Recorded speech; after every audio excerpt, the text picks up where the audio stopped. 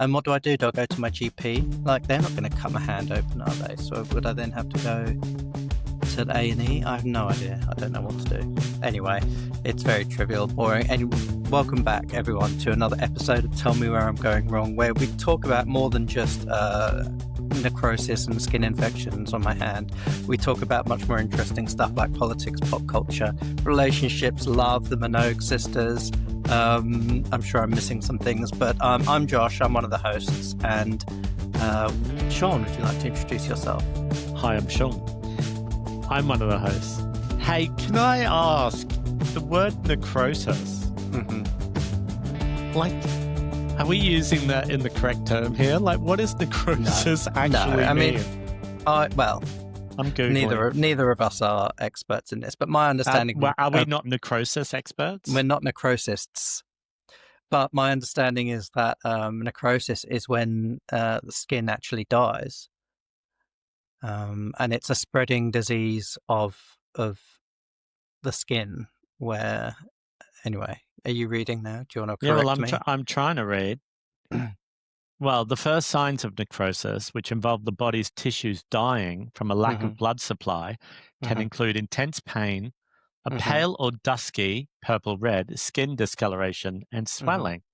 Are you looking at your hand? I'm tick, tick, tick. These symptoms indicate ischemic tissue where blood flow is reduced, but the tissue isn't yet dead. Early signs of specific types, like necrotizing skin infections, might also appear as small painful lumps that spread or a wound with unusual warmth and drainage. Oh, Jesus. This is literally everything that's happened on my hand in the last few weeks. And look, intense pain, swelling. Anyway. Well, but there's other types of necrosis, you know. There's pancreatitis necrosis, bone necrosis. And I don't mean to make fun of medical condition. I'm sure necrosis is obviously a very serious subject that needs the correct amount of attention, medical attention and seriousness. And I don't mean to make light of it. But you know what it's like now that we all have access to Dr. Google and we self-diagnose. I mean, I did go to the doctor with my infected wound and the doctor put me on a week of antibiotics. So I don't know. But I got the flu jab in the same arm. Maybe I shouldn't have done that. You should have got it into the swelling. Wound, into the necrotic tissue. I just like the word necrosis. I don't know why. I think because of that. Remember when we went to see Evil Dead, the musical? I was just going to say, it reminds me of that song, the Necronomicon. Yeah. So the necromonic, how do you say it? Necronomicon. Necronomicon was the book in Evil Dead, the musical. Does it end with an M? Con or con? Con. I don't know. Necronomicon.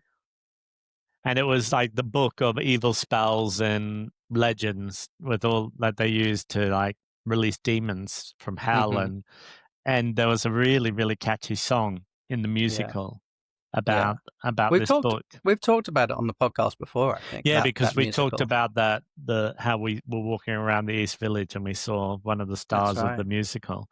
That's right. Look, again, we've unwittingly not color coordinated, but like sort of fashion coordinated with our sort of plain color tees. Well, mine's not exactly plain. Mine's that one with River Medway, that drag queen. Oh, right, yeah. On it. Yeah. So it's not completely. Mine's plain. Do you know? I was going to try and do the podcast today with new headphones. I got these new headphones. And I can't get them to connect to my laptop. Do you know, it is so frustrating, technology, that is meant to just do something and it doesn't do it, and you have to hack it or find a way to work around it. And it's like, how about you just work the way that you're meant to work? Yeah. What's the last wrangling with tech? Well, apart from this platform that we're recording this. Yeah, well, exactly. I was going to say, when was the last time you? This is attempt number 2 of recording the pod today, but that was outside of our control. I think that's an issue. Do you remember when yet again an issue with the podcasting software host? Remember that time we were recording and it got to like 10 minutes? Or no, was it 3 minutes? and it cut off. Do you remember that time? And we did it about 7 times in a row. Oh yeah, yeah, So yeah. I'm And it dreading kept that's going to kept happen. cutting out at the 1 minute 30 mark. But we've made it 5 minutes in. So I mean, I was gonna say touch wood. I don't know if there's any real wood around me, but Well, there's that the divider behind. bamboo Is it screen. bamboo? Is But it? bamboo, does that count as wood? The frame is pine, so there we go. Yeah. Touching cloth. My last Touching Oh, palm. hang on, I nearly had my gammy hand in shot then. My last wrangling with technology, I don't know. I don't want to jinx myself, but I do feel like I haven't really had many issues of late. I mean, I've had issues at work, but that's boring and not podcast worthy. I was gonna tell a really, well, no, I don't know if I should tell it or not. No, I won't tell it. No, it's not appropriate for the pod. When you went to the hospital, you didn't go to the What? hospital. No, You I just went to the doctor. Okay. Did I tell you that I had to, not to give his secrets away, but I had to go to A&E with Hill the other day No, you didn't tell because me that. he's had a cold and he wasn't sure if it was something more. And I was pleasantly surprised by the speed of the service because often when you go to A&E, it is normally like a 7-hour wait or something. Yeah, it's like a dystopian nightmare normally. And he called 111 first. So for people who are not with the UK, or maybe you're in the UK and you're just not familiar, but there's a non-emergency number that you can call in the UK to get medical advice, or it's kind of like a first point of call if you're not sure how serious it is, so you don't want to call the emergency services. And so when he called this 111, they kind of like talked him through his issues, and then they said somebody will call you back. Somebody called him back like a very long time later, like 6 hours later, and then they said, look, you sound like you've just got a cold, but because it's been recurring, we want you to come in and see us. I'm on duty at this A&E. And they made an appointment for him. And I just thought, oh, well, that's just a random time they're telling him to come. But when we got there, they saw him within 5 minutes of him arriving at the A&E. And was it the UCH one? no, it was Homerton. So do you know where that hospital is? Yeah, in I Homerton? do. And it took us so long to get there. It was at night time as well, and buses and 2 buses to get home. And but I was really surprised at that the NHS had that capability to make you an appointment at A&E, like the accident emergency. Maybe I should do that with this hand, because I mean, honestly, like I wake up in the night and it's throbbing and hurting and it just doesn't look right. But is Hill all right? Yeah, he's just I think he's got a bad cold. You know how he was unwell when we were in Italy? In Italy. Mm-hmm. Yeah, he had like a cold and an eye infection, and it sort of cleared up, and now it's sort of come back again, like a cough. And we met you at the vegan market in Chiswick, on Chiswick High Road, and we walked from there back to Hammersmith along the river. And he just had a bit of a persistent cough, and it wasn't that cold or anything. It was a bit grim out, but I think it was just it's just gotten the better of him. So he's trying to recover. He's had a few days not in the office, but he's gone back to the office today. And it's just such a downer when you're unwell, isn't it? Like, well, yeah, and it's that time of year when everyone's getting sick. You know, the nighttime temperatures are really getting lower, and central heating's coming on, and everyone's just like everyone's coughing and sputtering. That's why I went for my flu jab today, and I was asking about whether I could get a COVID jab, and they were like, "Yeah, it's £99." What? And I know, and I was like, "Do I, well, would I pay £100 not to have COVID?" But you don't know if it's not a guarantee, obviously, that you're not going to get it. You might still get it. You need to get yourself some sort of secondary condition or at risk. Like, because I have been so overweight for so long, I'm down for a lot of jabs for free. And even though you've lost weight, are you an imposter? Well, they don't seem. Well, I'm still obese. Nobody can take that from me, Sue.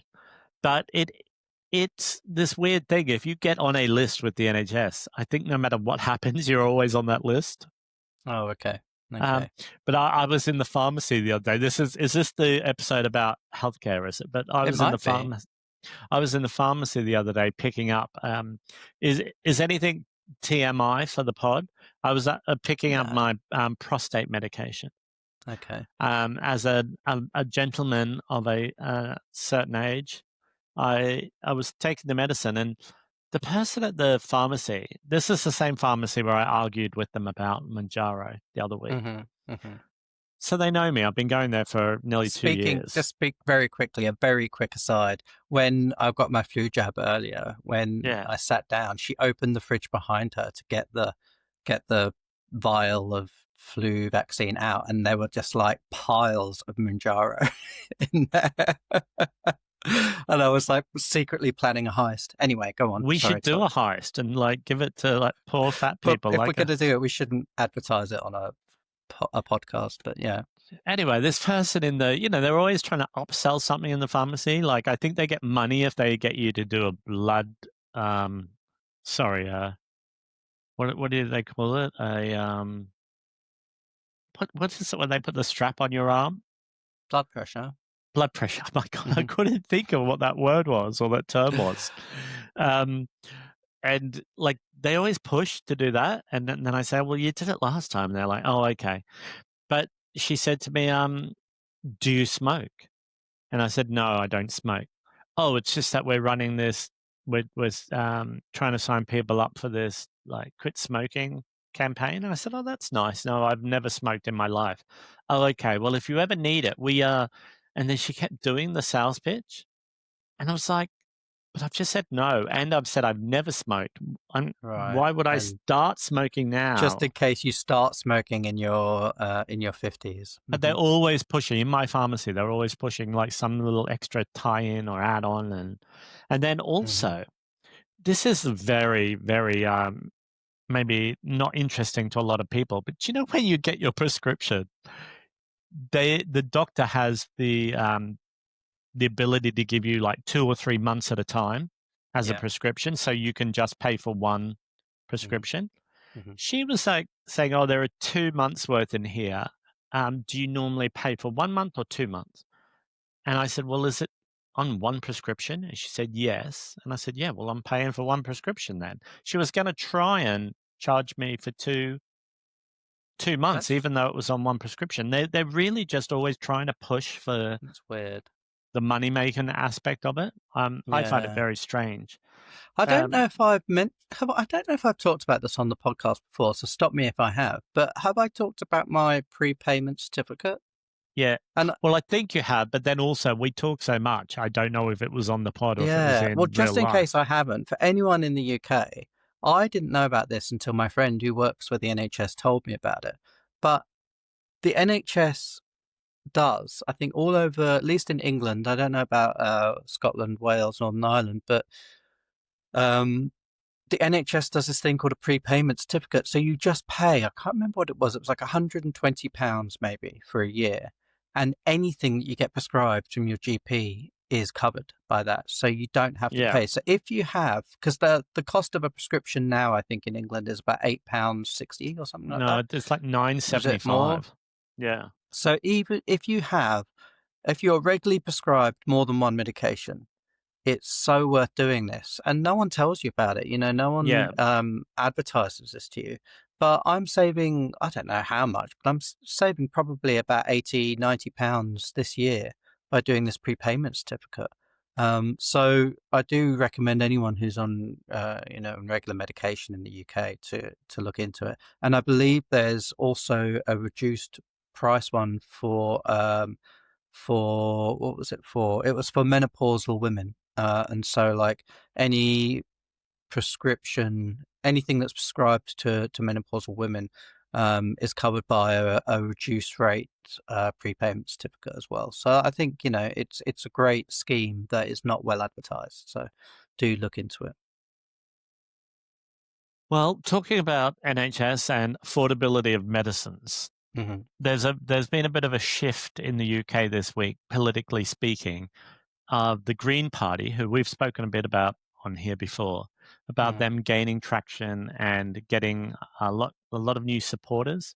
So in the UK, and I'm sure this happens in a lot of other countries, if you are a registered voter, you can also register your intent to vote for a certain party or as a supporter of a party by paying a fee to join their political affiliation.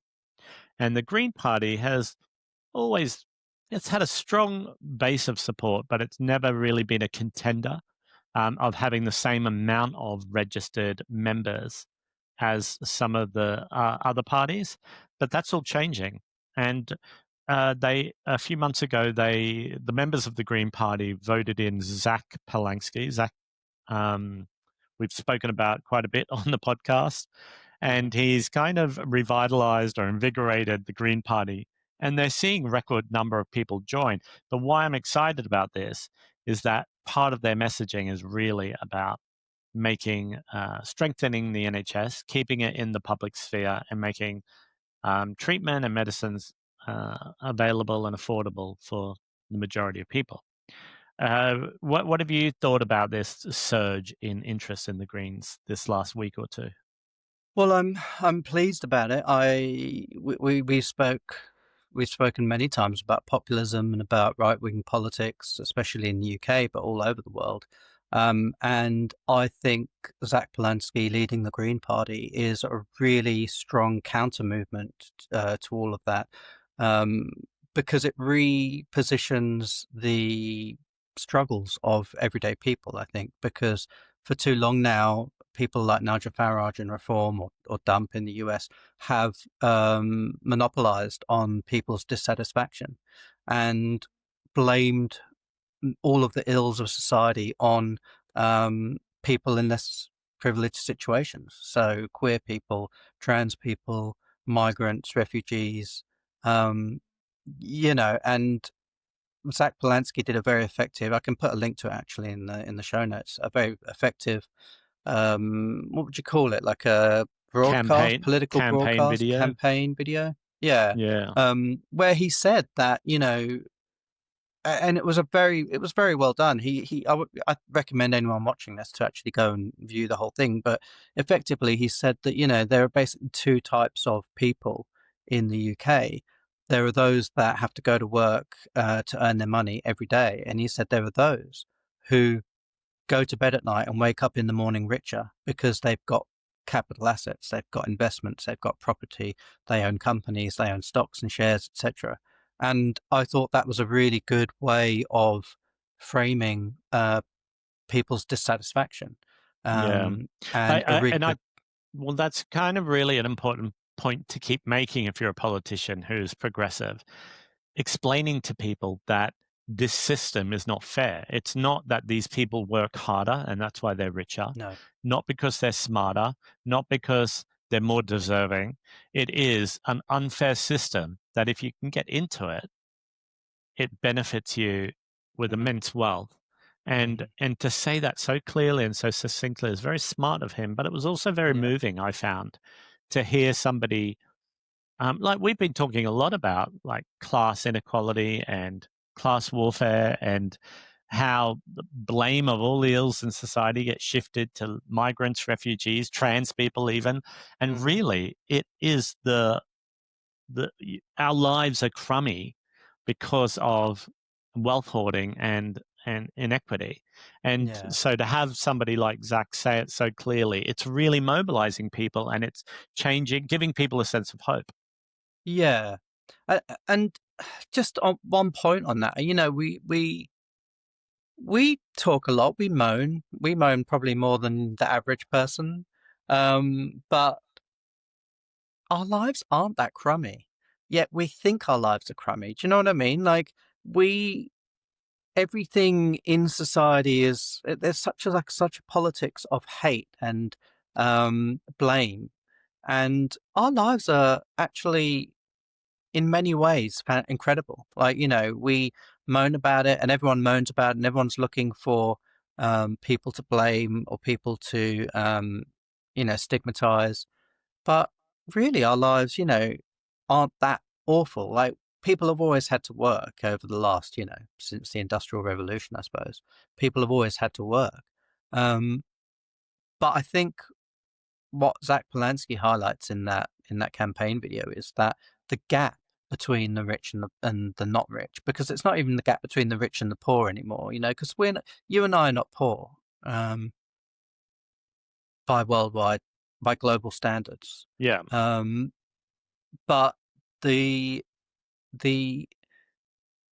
carrot that's sort of dangled in front of us is always out of reach, it seems. And so we feel like we are ripped off. We feel like we're poor, or we feel like we're missing out on things, or that we're having to struggle to get things. But I don't know, really, I don't think... Well, I think that's a bit of a slippery slope, because that's the argument that the ruling classes would say to you, hey, you've got it better than you think you've got it, so why are you moaning, and why are you trying to kick us out of power? There are lots of things that can be improved, and there are lots of things that are being threatened to be taken away from us, such as organized healthcare, public-owned transportation, and utility companies. There are these things that are being stripped away, workers' rights, things that have been hard-won over generations and over decades, and these things are being taken away. So it's not only just complaining about, oh, well, my price of my loaf of bread has gone from 90p to £1.70. It's not about complaining about that, but it's preemptively being mindful of not sliding back into either ways that things that happened before, like anti-queer policies or anti-refugee policies, but also to make things better. Like, just because things are okay for a lot of us doesn't mean that they can't be better. And I think that just to say, well, actually things aren't too bad, it's kind of dismisses the argument that these people are trying to do evil things. It depends, I think, on the context in which you're saying it. Because I think you can say, actually, do you know what? We, in the UK, we do have, we have a level of privilege that people in other parts of the world don't necessarily have. But that's not to say that we shouldn't stand up for workers' rights, or for human rights, or for, like you said, investment in our future infrastructure, public transport, accessibility, and stuff like that. I think that's, yeah, you're right. That's an argument that has been used by the sort of the ruling classes, to say, oh, you haven't actually got it that bad. But I do think it's important to remind ourselves, because I think, I was just saying to you earlier, like, I think social media and the proliferation of social media has given everyone this idea of a lifestyle, or I don't really know what exactly. I wouldn't even call it a lifestyle, but this illusion of something that we should all be aiming for, which is for most people out of reach and unattainable. And I think it's not necessarily a bad thing, depending on how it's framed, to remind ourselves of how fortunate we actually are. Yeah, but I don't know. I'm very suspicious of arguments like that being used against working class people to stop us from resisting oppression. Right. Yeah. And I think it's used a lot.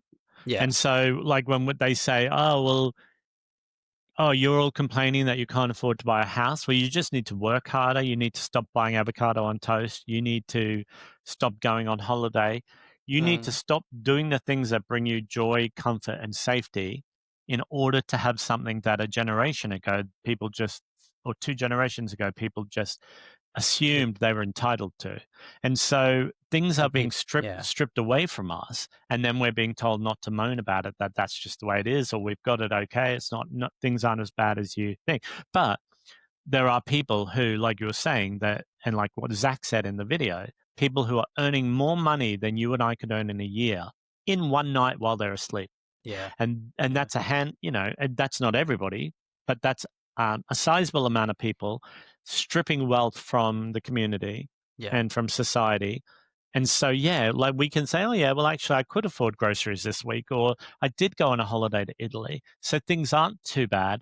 But if I was me 40 years ago, I would have a much better different standard of living. I would have like I can't afford. We were talking about it before in the last episode. I could never afford to buy a house on the money that I earn. In So unless London, something yeah. drastically different changes and I become one of these people who makes money in my sleep, I won't ever be able to do that. Now, that level of security that a human gets from being able to do that, like the social mobility, what they can then also contribute to their society, is changed and it gets stripped away. And they're the sorts of things we're losing. And so, yeah, things in some weird ways are better than they've ever been, right? Because society is advancing. But like you said about social media, I think a lot of it is smoke and mirrors. Like we're tricked into thinking things are better than they are. Yeah. Yeah. But I think that, there have to be parameters around it. But I also think there's room for positivity. And I think Zach's message was quite uplifting and positive. There is room for positivity in politics. And a lot of it has become such kind of, it's just incredibly negative. Yeah. And I think there is some more room for positivity. And I know that sounds very wishy-washy and very like woo kind of adjacent, about, why don't we all just like hold hands, sing Kumbaya and be grateful for something, #grateful. But I'm just saying, I think there is room within political discourse for some more uplifting messaging, and reminders of the good things that we have in our society. Yeah, and I think that's important. I think that you and I are both people that trade from that sort of place and that sort of emotion, that we try and show the good in society. But I think it needs to be balanced with a healthy dose of activism and resistance And to critique, yeah. critique, right? Yeah, we need to stand up and like if I said like before I said, oh, I was pleasantly surprised by the service from the NHS.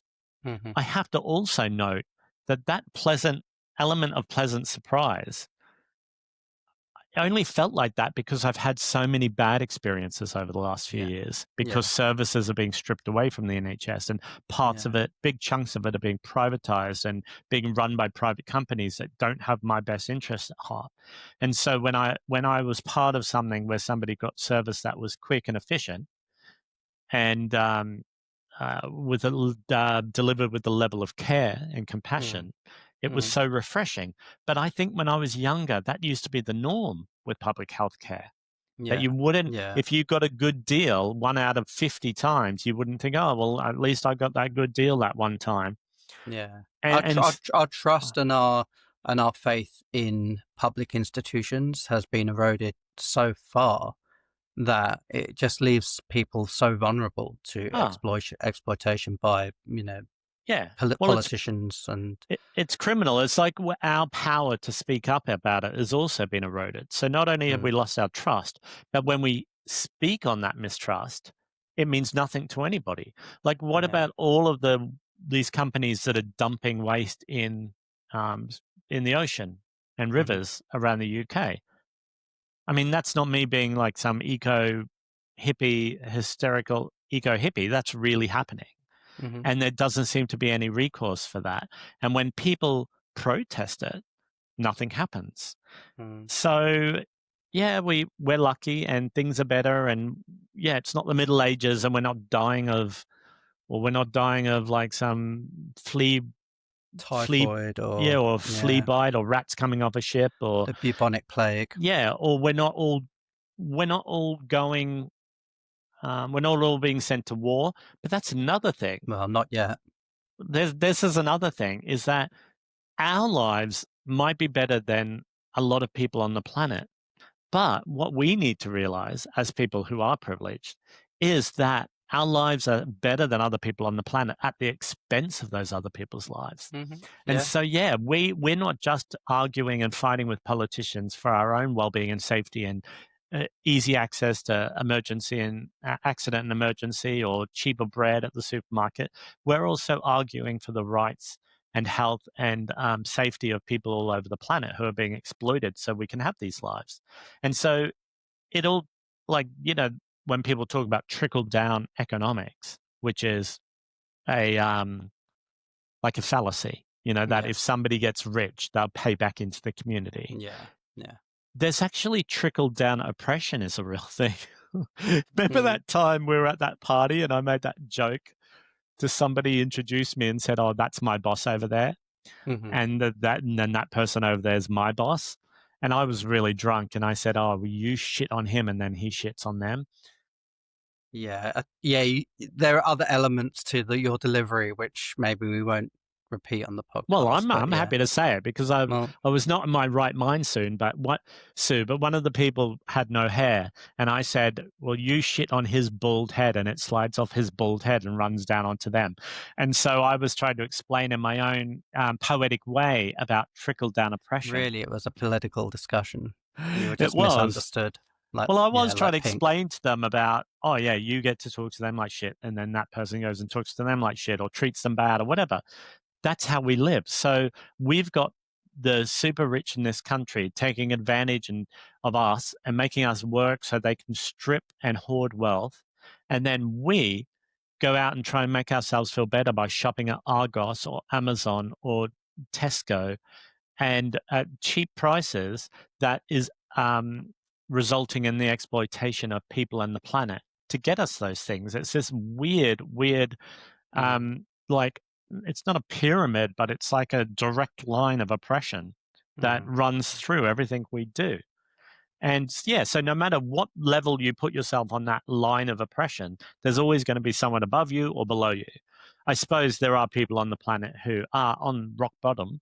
And then there are people like the richest people on the planet who are at the top. And then all of us fit somewhere in between. It needs to be dismantled and rebuilt so it doesn't have that trickle down oppression. Yeah, wealth needs to be distributed in a more even fashion. Both locally, nationally, and globally. And also, it needs to, certain ways of working within our society need to be challenged. Have you seen one of the policies of the Green Party under Zack is to, I don't know if the term is outlaw, but outlaw private landlords? Oh, no. Okay. Yeah. And it's fascinating because they're saying there is no way that these systems can exist within capitalism and not exploit people and then not make it impossible for people to live comfortable, safe lives. So we know ourselves anecdotally as people who have rented in London. The price that rent has gone up in the time that you and I as adults have been renting in London is so disproportionate to the amount that our pay has gone up or our earning power has gone up. Yeah. It used to be that you didn't have to think much about where you were going to live. Like when I first moved here in 1998, you could get a job and go out and get a flat. You could do that. Now in London, you struggle to get a job that pays you maybe about the same that I was getting offered back in 1998. And that's not even a joke. Like, I'm not saying that as like a bit for the podcast. I remember when I first moved here in 1998, I was offered a job in a call center for £25,000. There are jobs similar to that now for less than that amount of money. Yeah. I mean, that's not far off what my salary is now, 20-something years later. And so, like, private landlords are hoarding wealth by buying properties, often multiple properties, and then charging extortionate amounts of money. Year on year on year, this money goes up that people are paying, but people's wages aren't going up. And so one of the things that the Greens have said they want to do is, I think it's quite simplistic to say abolish landlords. It's a complex plan that they have. But one of the things they're saying is they want to buy back public housing from people that were allowed to buy it because there's such a housing shortage for people in need. So the amount of poor people or people who can't afford to even rent at a market value has skyrocketed, but the number of publicly available council properties has dropped drastically since Thatcher brought in the right to buy scheme, and so they want to reverse that. So it's a multifaceted approach to And yeah, and that landlords. this slightly tangential. No, what's the adjective of going off on a tangent? You know what I mean? Not tangential, is it? Tangentializing. Tangenitalia. I don't know. But just anecdotally, like there's a council, like the house I live in with my mum, it's ex-council, right? Like, the previous owners bought it from the council and then sold it privately. So, but there are a lot of council houses still in the area, like next door and all around. But there's there's a council house that whose garden backs onto our garden, and the guy that lived there, he died about, I don't know, 7-8 months ago. It's still sitting empty. Like, it's just bonkers. Like, and there are these new houses, new social housing development just up the road. They were finished about 3 or 4 months ago. They're sitting empty, and it's just like I'm not saying there's no housing shortage. There is a housing shortage. There's but definitely at a the housing same shortage. time, there's such poor management. Do you know that I'm looking out the window right now? Have you ever noticed when you're here, there's a block of modern apartments that have been built, or flats, just sort of next to my estate? Yeah. I've lived here a year and a half. They've been empty since before that. It's a council building. And they're in disputes with the private building company that built it with some of the finishings or something. So it looks complete. And there are local families waiting to move in because they've been built for families with children in mind. And so these families with young children have been waiting for, I think it's over 2 years now.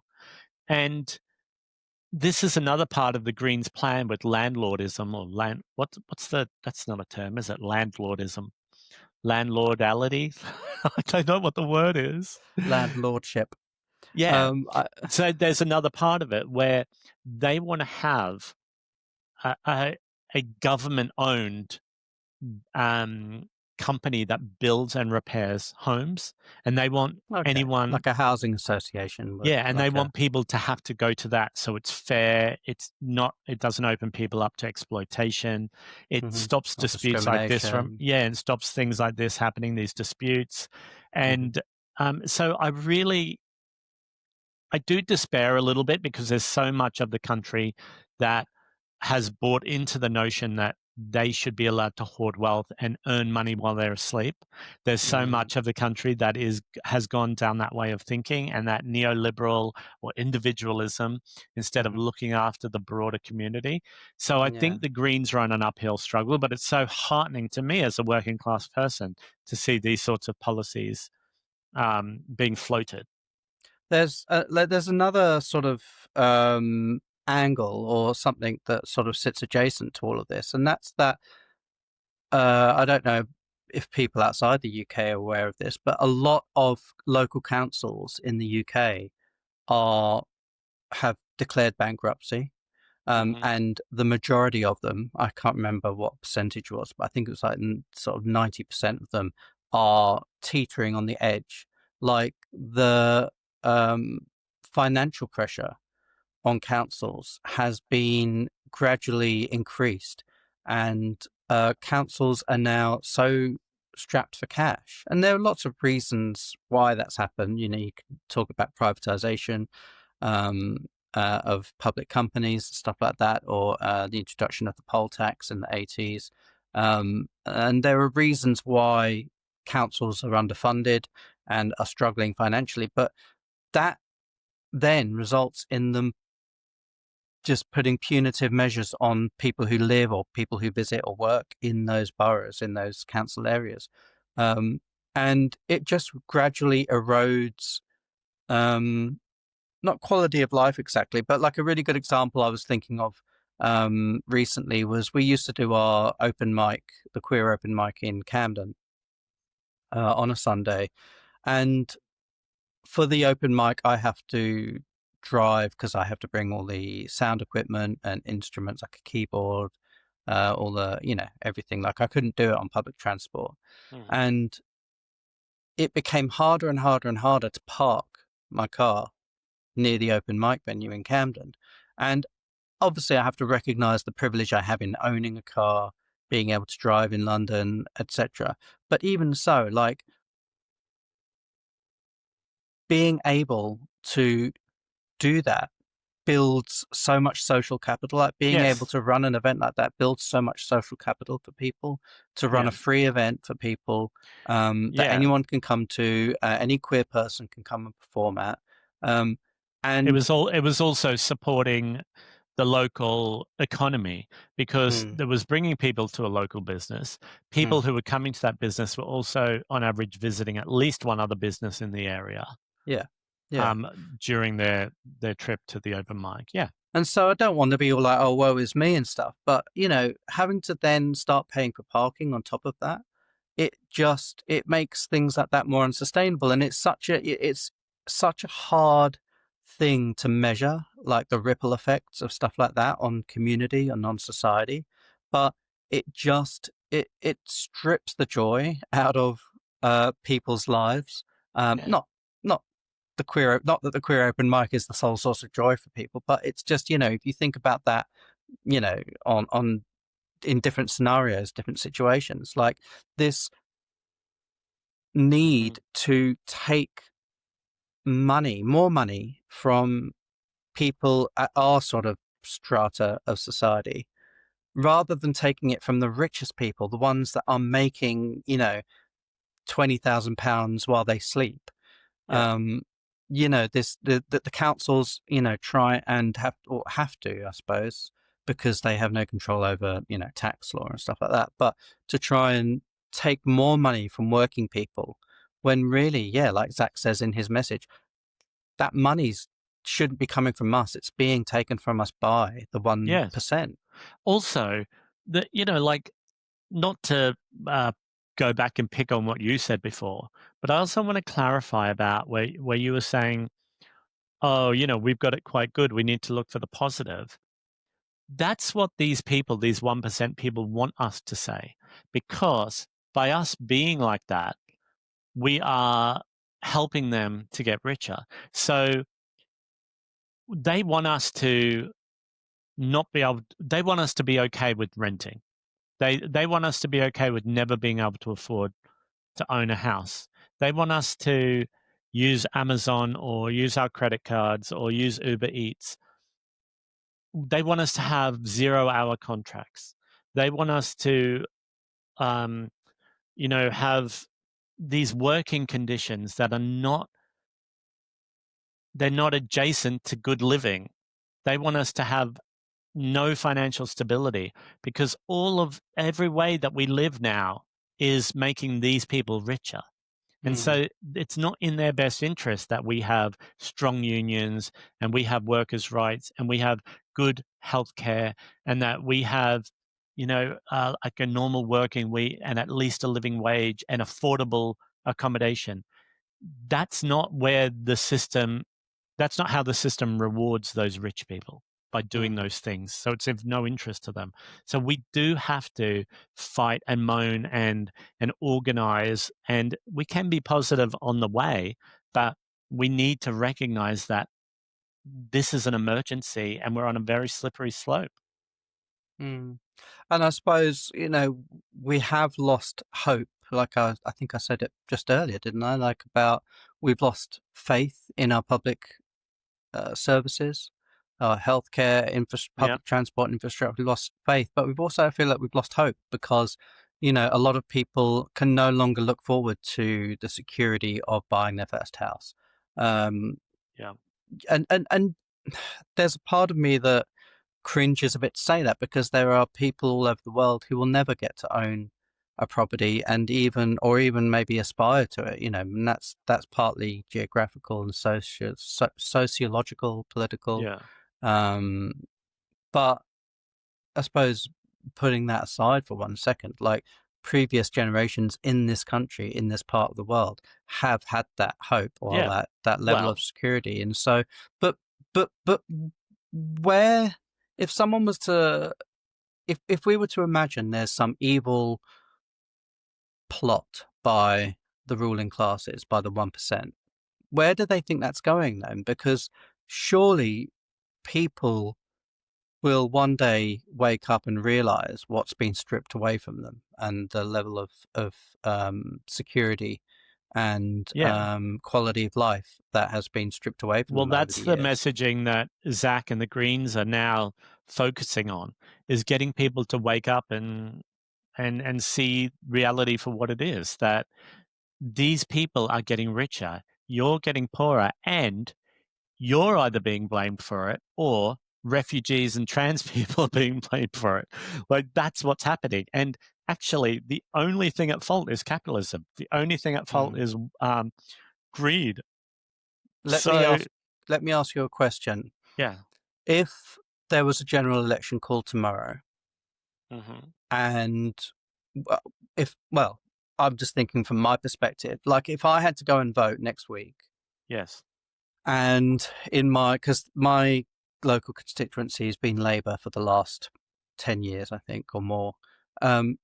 If, given the current state of politics, if Reform had a candidate stand in my area and they got support, and if the Greens also had a candidate in my area and got some support,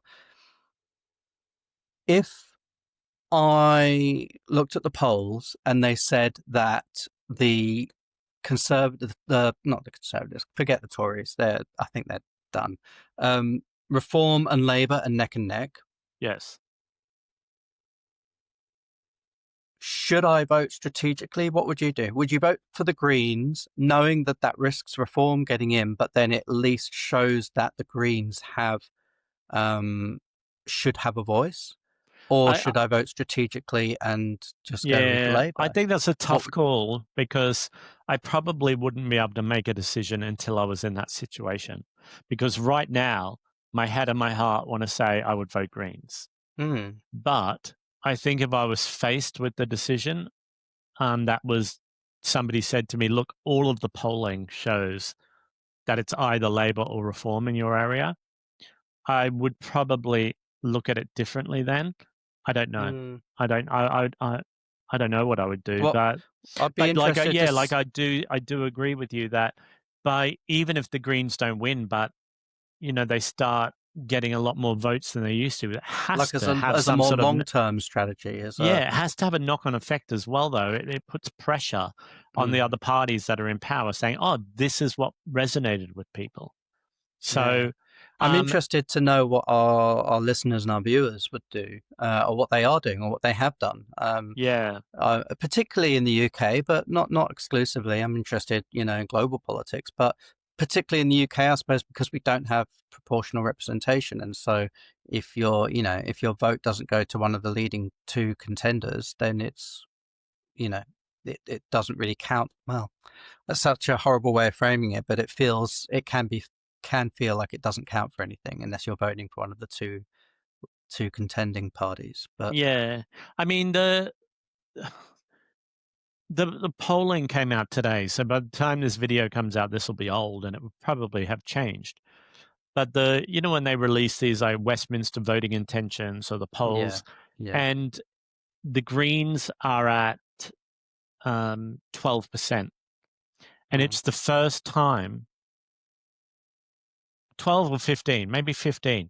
It's the first time that the Greens have ever polled above 10%, ever. So the surge has been real. They're 2 points behind the Conservatives and Labour. And then Reform is weirdly really high. But it shows you just in a couple of weeks, it's just only been 2 weeks since this whole, what are they calling it, like Zack attack or Zack train or some awful cringy terminology.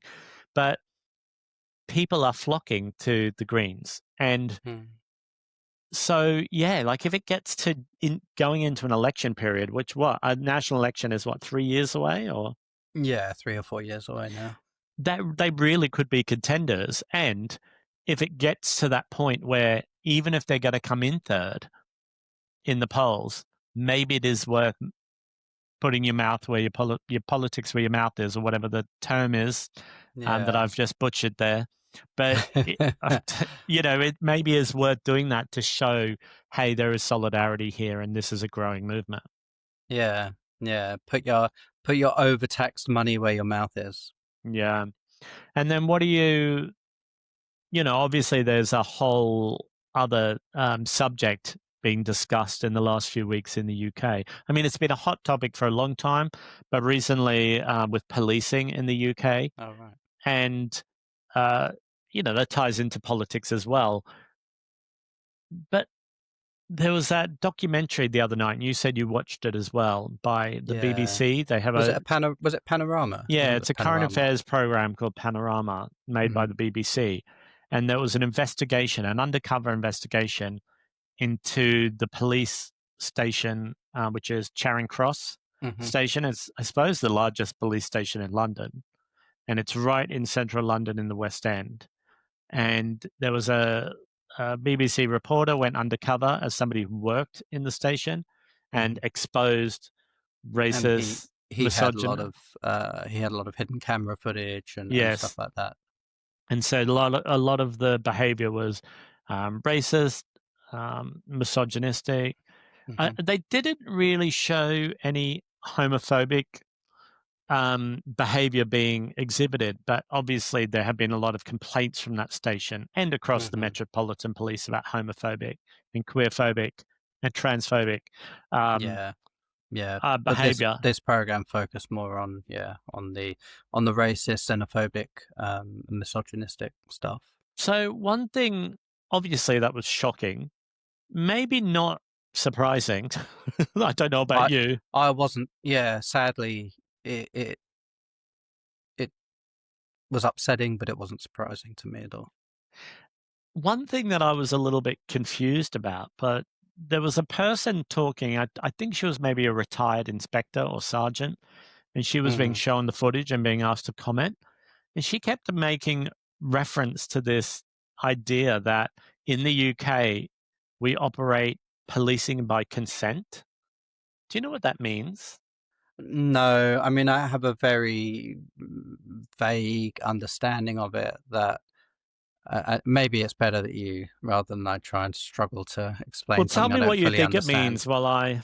Well, I think because we don't have a constitution in this country, I think that and because the police generally aren't armed in this country, that there's this unwritten rule that people accept that the police are the enforcers of the law, even if Yeah. there isn't a constitutional um, article which gives them that power, and also because they're not because they don't carry firearms.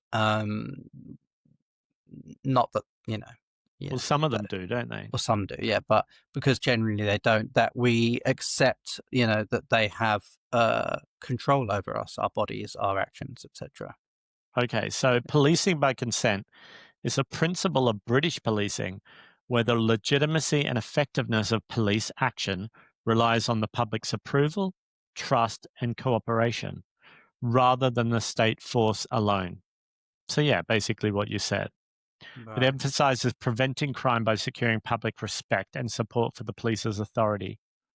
Now, obviously, this sort of behavior at Charing Cross Police Station undermines the public's trust. And the treatment, they were not only saying horrible things because, I mean, language is just language, even if it is harmful, but they were physically harming people as well in this police station. What happens when society stops trusting the police? What happens to that concept of policing by consent? Well, yeah, it's just eroded, isn't it? And I don't know that it necessarily has immediate sort of tangible impact, but it erodes our trust in the things that hold society together.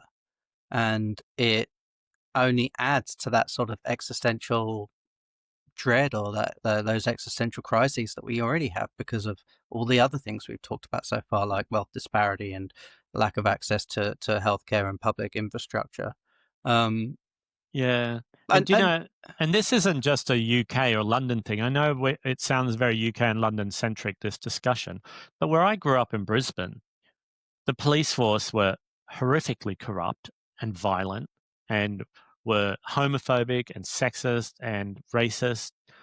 It was horrible, and people had no trust in the police. And to the point where, you know, as a young queer person growing up in Brisbane, we were scared of the police. And I don't think it's at that stage for most people in London, but I definitely, if I was part of certain minorities in London, I would not want to go to the police. No. And this is in absolutely no way meant to be a defense of the police force or the words or actions of those officers in that expose. But the reason it didn't necessarily surprise me is because I think that there is still so much discrimination out there. There is still so much misogyny. There's still so much racism.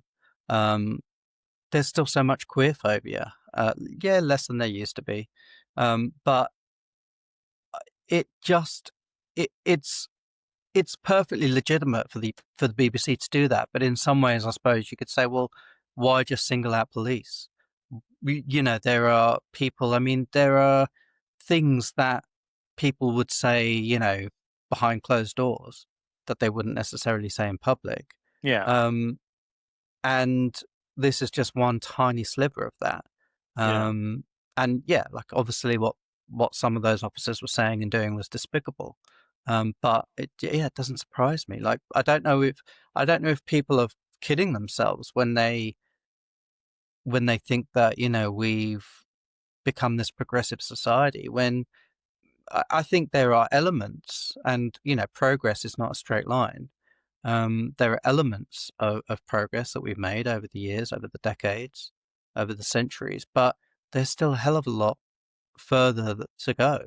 But do you think police forces anywhere in the world are reflective of the societies that they serve, or do you think they're more likely to have a higher proportion of bad behavior within the police force? Or they're just reflective?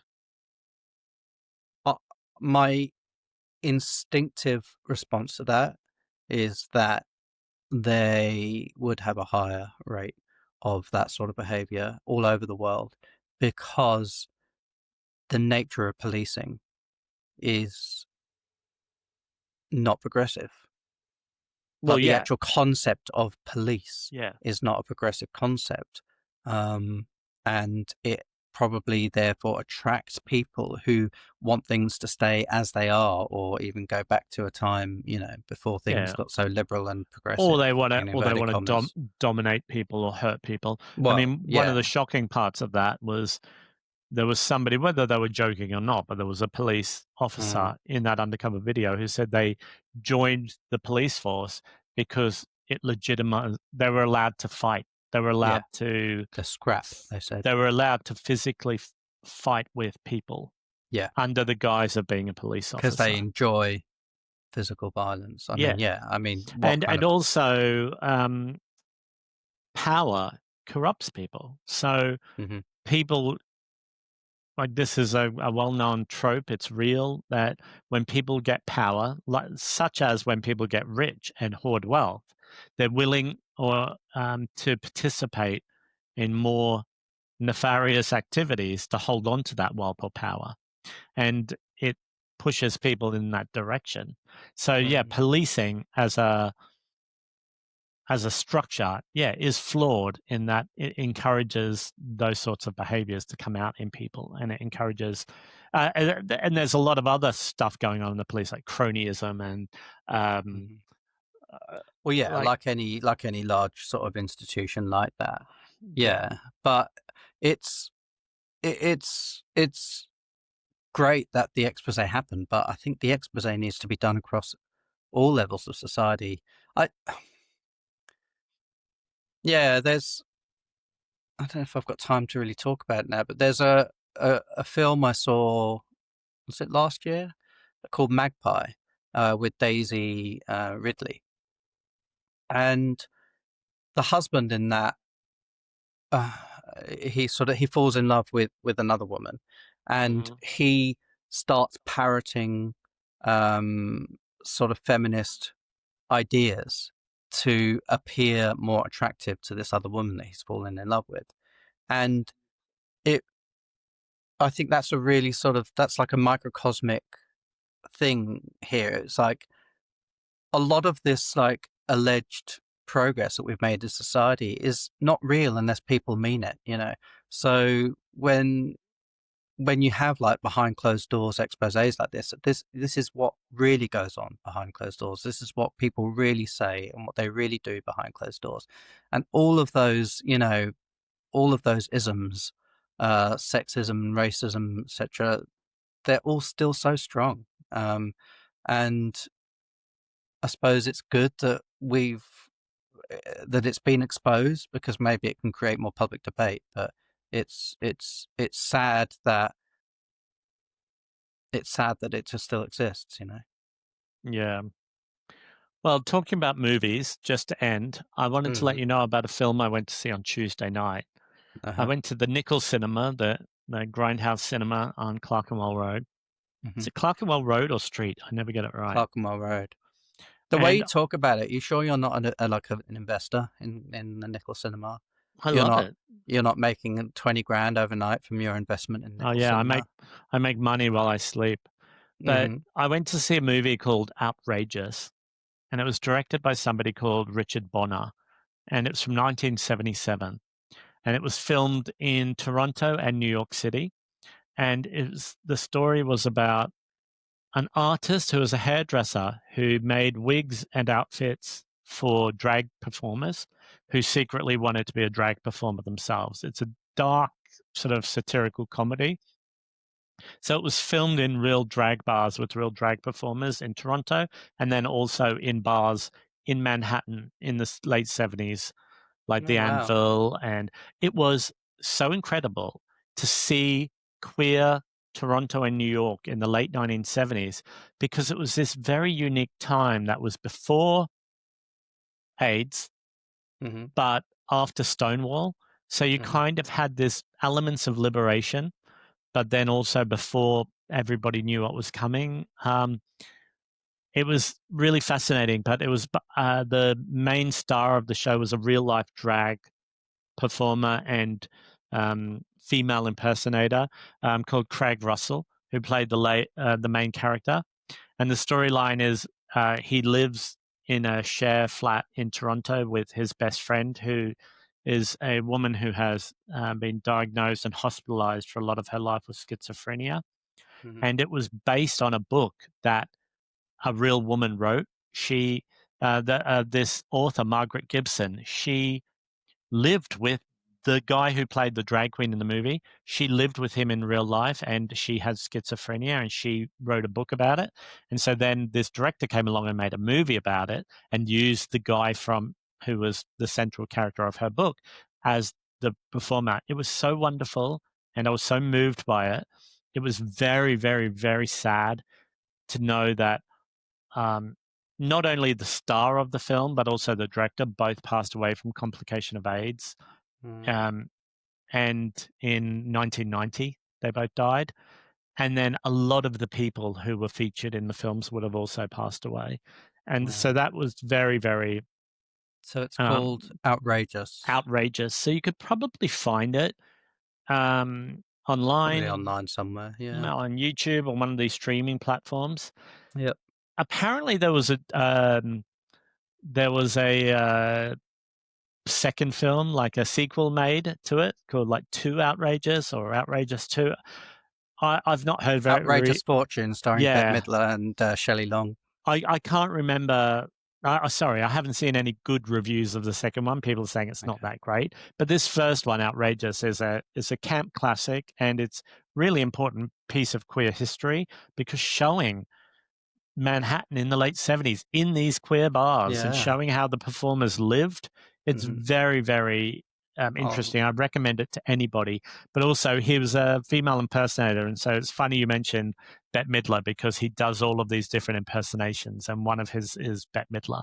and he Oh, does it. really? And he It does it in shows, the film? yeah, because they keep showing parts of his act and how he Uh-huh. moved from Toronto to New York to become more All famous right. and make a name for himself. That's sealed the deal for me. I'll definitely check it But out. don't go looking for a polished movie. This was very underground, very sort of early John Waters level of sound and everything. You know, it's not a polished piece of art, but to me it was perfect. I loved it so much. And this is one of the reasons I love this cinema so much, is because it showcases art that is kind of lost. You know, Hmm.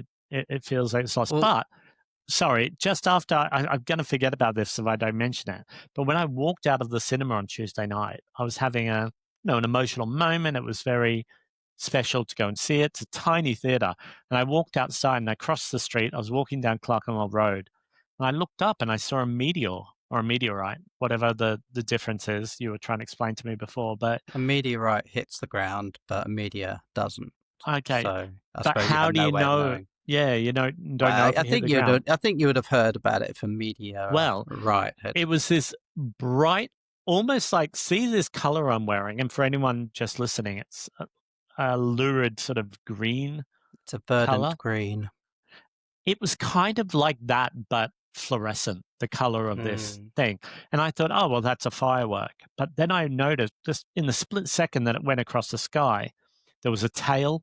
There seemed to be Mm. elements of it, like different parts with tails. Oh.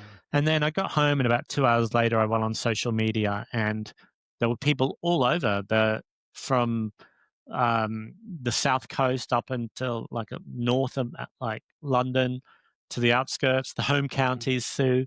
Mm-hmm. People were saying, "Yeah, I saw it," and there was some video footage of it as Oh, well. wow, that's And cool. apparently, last night there was going to be some more meteor showers as well, but I didn't see anything.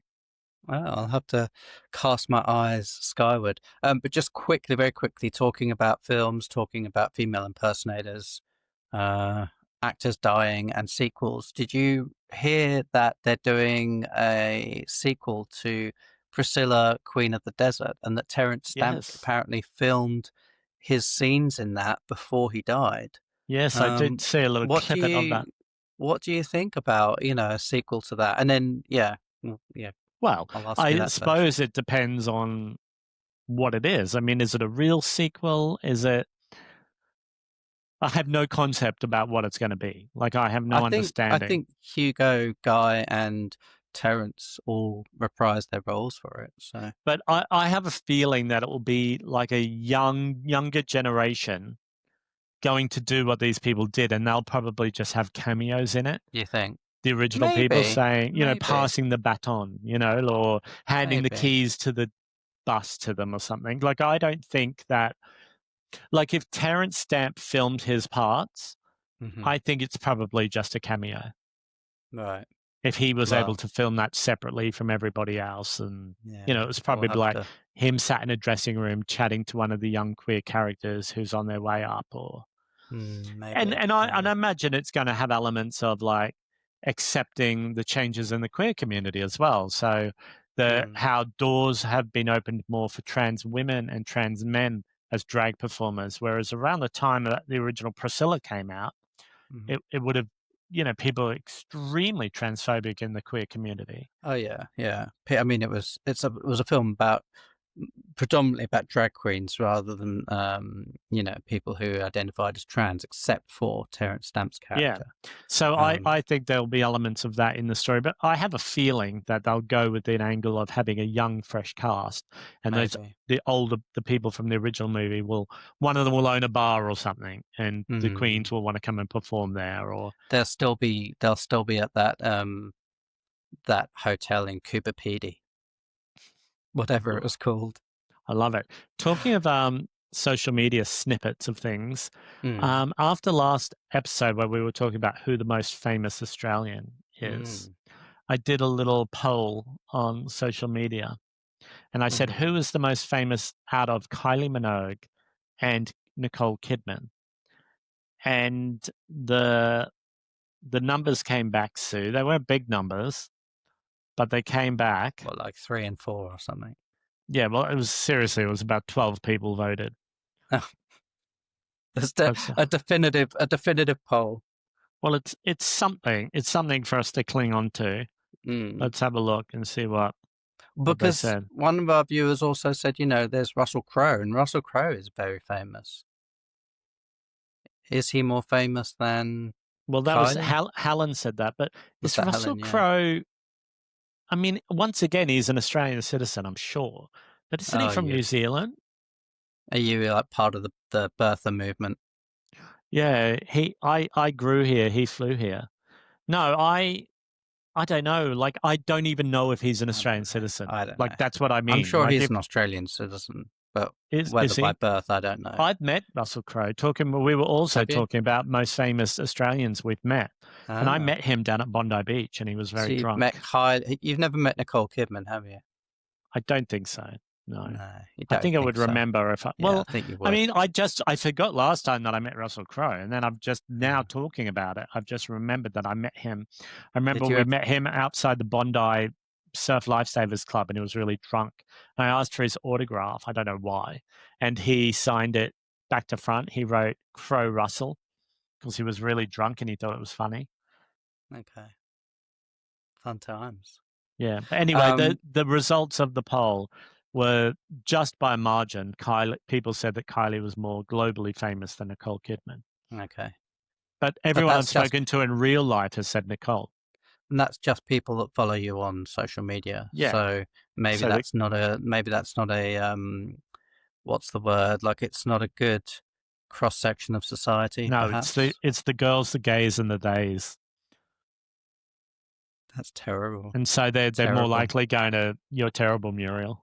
They're more likely. I haven't got time to get into it, but I was also going to talk to you about a Muriel's Wedding sequel. But anyway, that's not happening, I don't think. But Toni Collette was asked about it in an interview, and I don't think they could do it. Yeah, she seemed very kind of dismissive. She's like, I just think Muriel's living her best life in the suburbs of Sydney somewhere. That's it. Yeah. It wouldn't make a good film. I would be very sad if they did that. Maybe. Depends. It could be amazing, but we need to wrap up. Thank you everyone for joining us. You know where you can find out all the information about what we're up to in the show notes. Do subscribe if you're not already subscribed, wherever you're listening or watching. Do leave us a comment. Let us know if there are other famous Australians that we should talk about. What you would do in a general election, and you had a Sophie's choice to make. That's not a good party. That's not a good term to use. No, okay. Especially in such a climate of rising anti-Semitism. So. Yeah, okay, fair enough. So if you had to make that choice, let us know what you would do. Any last thoughts, Sean? No, look to the skies. You'll never know when you'll see a comment. Go and watch Lost Queer cinema, and don't give up hope. There is hope, but don't stop complaining either. I was going to end on the Oscar Wilde quote: "We may be in the gutter, but we're looking up at the stars, at the medias." All right, folks. See you next time. Okay, bye. Bye.